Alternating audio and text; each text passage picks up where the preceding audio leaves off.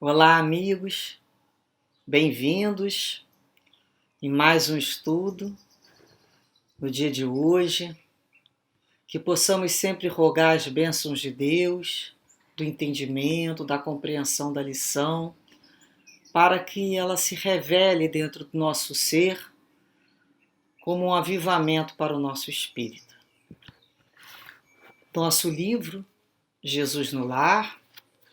Hoje nós iremos ler e fazer um breve comentário na lição que tem como título Os Instrumentos da Perfeição.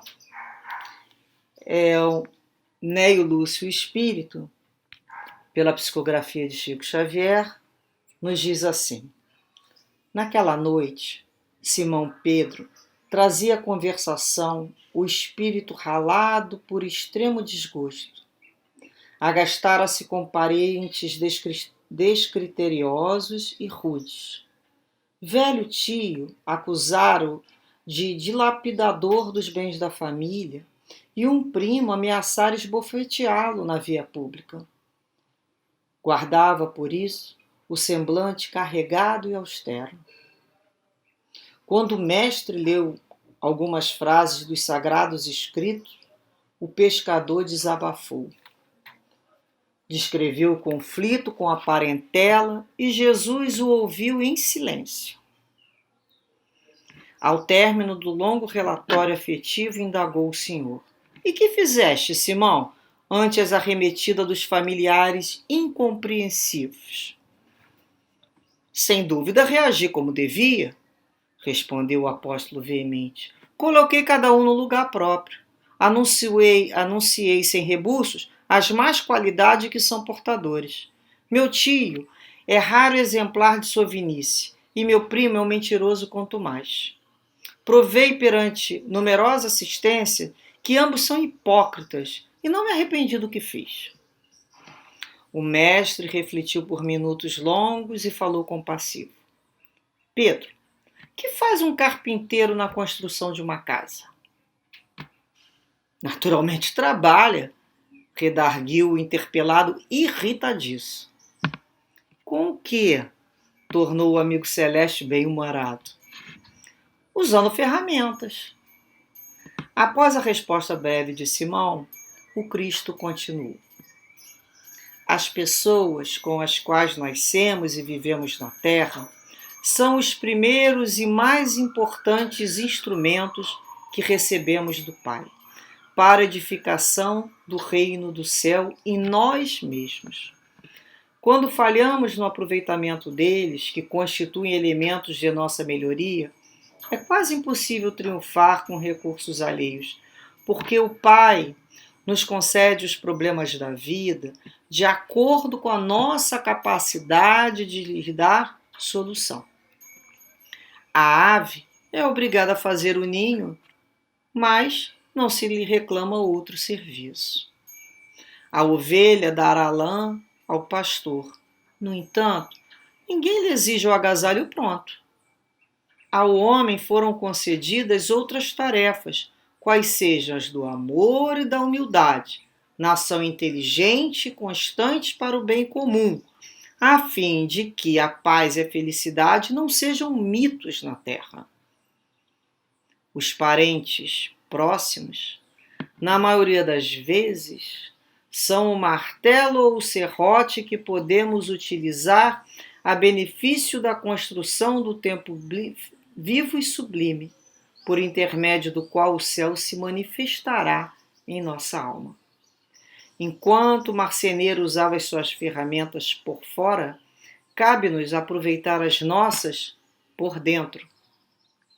Em todas as ocasiões, o ignorante representa para nós um campo de benemerência espiritual. O mal é desafio que nos põe a bondade à prova. O ingrato é um meio de exercitarmos o perdão. O doente é uma lição à nossa capacidade de socorrer. Aquele que bem se conduz em nome do Pai, junto de familiares endurecidos ou indiferentes, prepara-se com rapidez para a glória do serviço à humanidade. Por quê? Se a paciência aprimora a vida, o tempo tudo transforma. Calou-se Jesus, e talvez porque Pedro tivesse ainda os olhos indagadores, acrescentou serenamente: se não ajudarmos ao necessitado de perto, como auxiliaremos os aflitos de longe?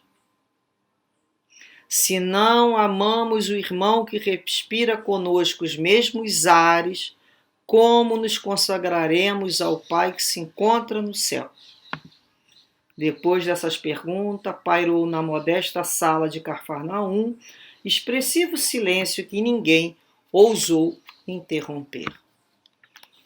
É mais uma vez aquela lembrança.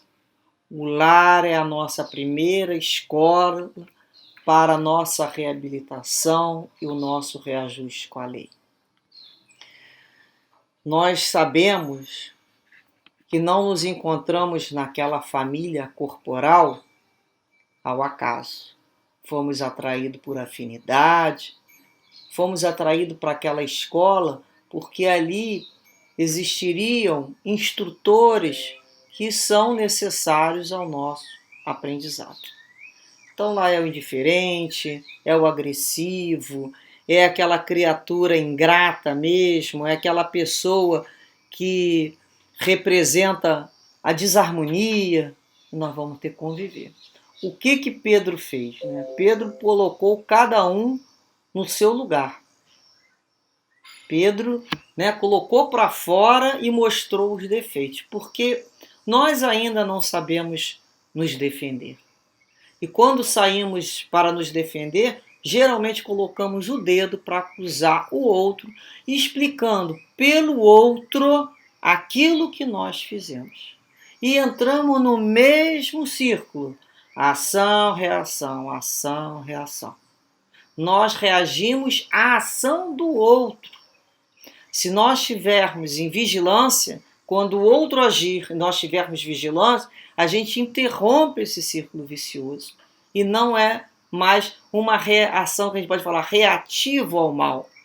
A gente interrompe aquele ciclo e pensa: o que eu devolvo nesse lugar? O que eu já tenho condições? Quando a gente ora a Deus pedindo: dai-me, Senhor, paciência, Ele vai dar. Mas como é que vai vir essa paciência? É uma nuvem que vai chover na nossa cabeça, ali vai cair, a gente vai ficar todo envolvido de paciência? Não. É uma virtude que tem que ser conquistada. Então a gente vai passar por lições de pessoas que vai nos contrariar, que vai nos irritar, que vai nos aborrecer. Pessoas que vão fazer com que aquele coração nosso comece a virar, aquele tamborim lá da escola de samba. Fica o corpo, às vezes, está todo naquele frenesi. A gente já sabe, já passou por isso. É a hora que a gente conversa com a gente. Essa emoção vem, porque a emoção ela vem de dentro para fora, é natural. Ela chega. Mas quando eu estou vigilante, eu já percebo. Eu já percebo o meu estado físico, mental, emocional, e é aquela hora que eu... Nada disso. Eu não quero mais reproduzir esse tipo de comportamento. Então é a hora que eu susto aquela situação e busco representar o bem. É quando ele fala. Então ali é uma oportunidade de eu exercitar e desenvolver a paciência. Quando eu peço a Deus: Senhor, me dá coragem. Na situação que eu tenho que buscar dentro de mim a coragem para resolver. Quando eu peço: Senhor, eu preciso do amor, da paz. Como é que eu vou ganhar esse amor? Como é que vai ser desenvolvido esse amor? A hora que eu conseguir compreender esse amor com essas pessoas mais difíceis. Quando eu conseguir perdoar. Quando eu consigo perdoar, eu começo a desenvolver e ampliar minha capacidade de amar. O nosso campo de amor é possível sim ser exercitado. É uma disciplina inicial. Para quem não tem, é um exercício de disciplina. Depois, nós não vamos fazer porque tem que fazer, porque queremos, porque não vai ser natural. Aquilo já vai ocorrer de uma forma tão tranquila, porque nós não vamos fazer mais porque é uma determinação da lei. nós já vamos fazer porque é nossa maneira já peculiar de ser. Aquilo já não é um esforço. A gente já olha o irmão como uma criatura enferma, como uma lição. O instrumento que ele fala aqui do carpinteiro, ele não vai usar lá o serrote por fora da madeira para dar forma à madeira? O enxó, ele vai trabalhar por fora. Jesus nos diz que esses parentes representam tanto o martelo como o serrote dentro da construção. Nós também temos que fazer a construção do templo vivo. Então é quando a gente utiliza por dentro esse material. Então o outro é aquele serrote duro, aquele outro parente é um martelo, que bate lá na nossa cabeça, às vezes leva uma que a gente fica até zonzo. Então nós vamos usar esse instrumento da lei, que é o outro, que nos foi fornecido por Deus, para instalarmos o reino de Deus. Construir esse templo vivo. É muito importante, porque só assim a gente vai se transformar.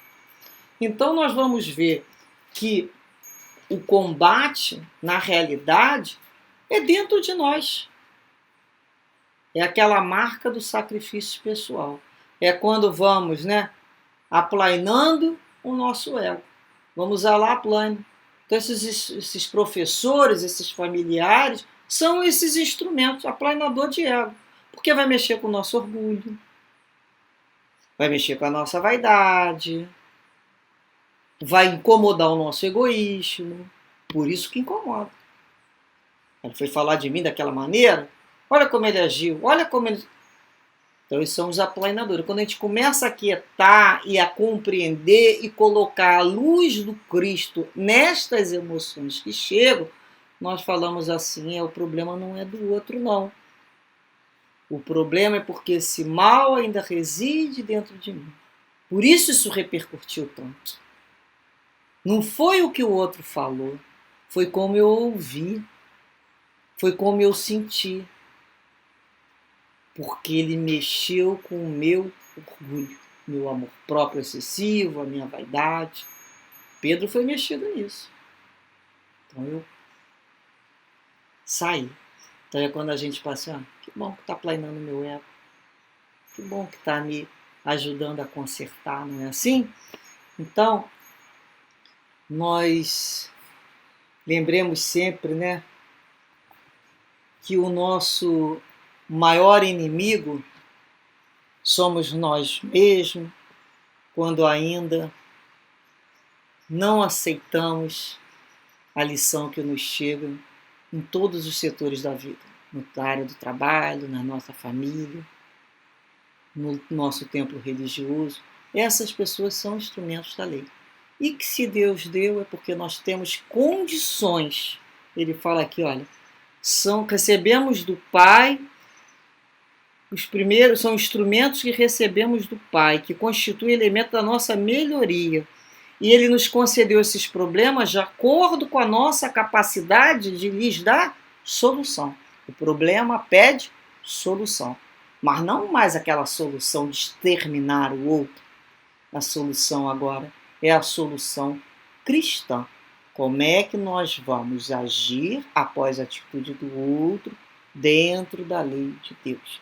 Inicialmente, com esforço e por disciplina, para que mais tarde esse reino de Deus esteja construído e sejamos realmente essa luz. Que Deus nos ampare, que Deus nos abençoe e que Deus nos dê muito bom ânimo para cada dia repararmos essas lições nas nossas casas, estarmos mais vigiantes e, a partir daí, orarmos, pedindo fortalecimento aos nossos melhores propósitos. Muita paz a todos sempre. Graças a Deus.